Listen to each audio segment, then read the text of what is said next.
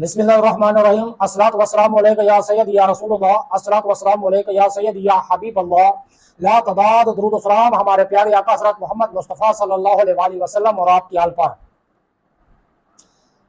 محترم ناظرین، میں مشتاق احمد، آپ دیکھ رہے ہیں یوٹیوب چینل۔ السلام علیکم ورحمۃ اللہ وبرکاتہ۔ ہمارا ٹاپک مسواک پر چل رہا ہے۔ یہ مسواک پر تیسری ویڈیو میں بنا رہا ہوں۔ آج روزے کی حالت میں مسواک کرنے کے متعلق تفصیل سے میں آپ کو بیان کر رہا ہوں۔ امید ہے کہ یہ ٹاپک آپ کو بہت پسند آئے گا اور آپ کو رہنمائی ملے گی۔ اگر آپ کو یہ ٹاپک پسند آ جائے تو ویڈیو کو لائک اور شیئر بھی کیجئے گا، سبسکرائب کر کے۔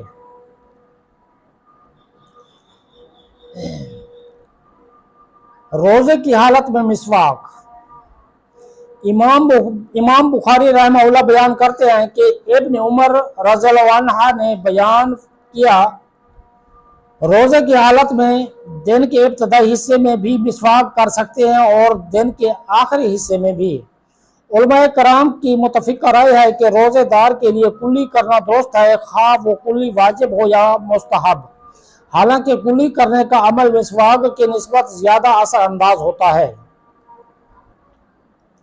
مطلب یہ ہے کہ اگر روزے کی حالت میں مسواک سے پرہیز اس لیے ہے کہ مسواک کے اثرات لعاب دہن کے ساتھ مل کر پیٹ میں نہ چلے جائیں، جو روزے کی حالت میں مناسب نہیں، تو وضو یا واجب غسل میں کلی کرنے سے بھی پانی کے اثرات منہ میں رہتے ہیں، لہذا کلی سے پرہیز زیادہ ضروری ہونا چاہیے۔ حالانکہ روزے کے دوران میں وضو یا غسل میں کلی کرنا بالاتفاق جائز یا واجب ہے، تو روزے میں مسواک کرنا باولا جائز ہونا چاہیے۔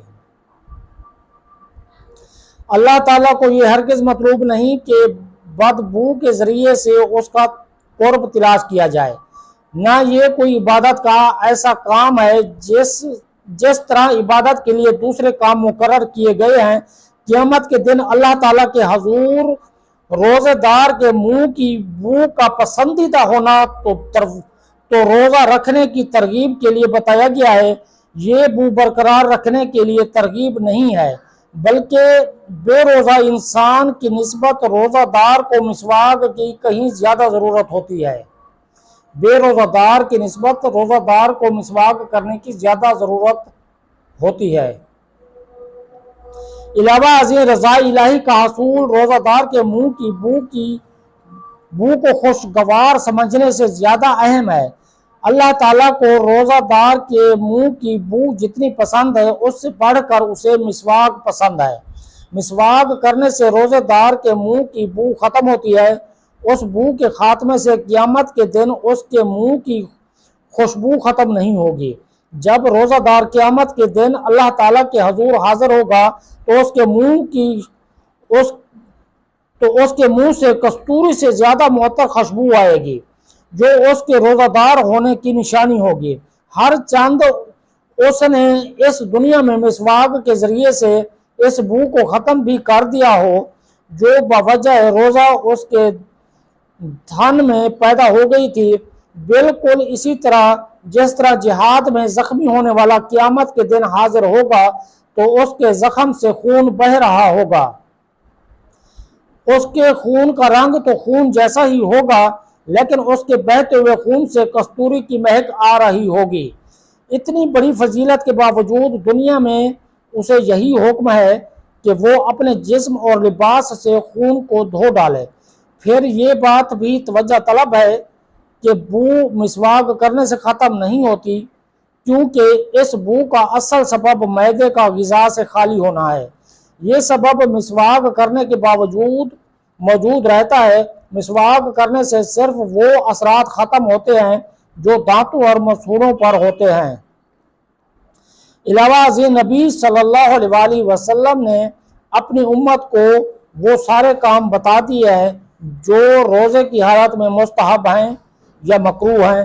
اس ضمن میں آپ صلی اللہ علیہ وآلہ وسلم نے مسواک کو مکروہ اعمال میں شامل نہیں فرمایا۔ इस ज़िमन में आप सल्लल्लाहु अलैहि वसल्लम ने मिसवाक को मकरूह अमाल में शामिल नहीं फरमाया। हालांकि आप सल्लल्लाहु अलैहि वसल्लम को मालूम था कि लोग मिसवाक करते हैं। आप सल्लल्लाहु अलैहि वसल्लम ने उन्हें इसकी तरगीब ऐसे अल्फाज में दी थी जो निहायत जामिया और आम थे।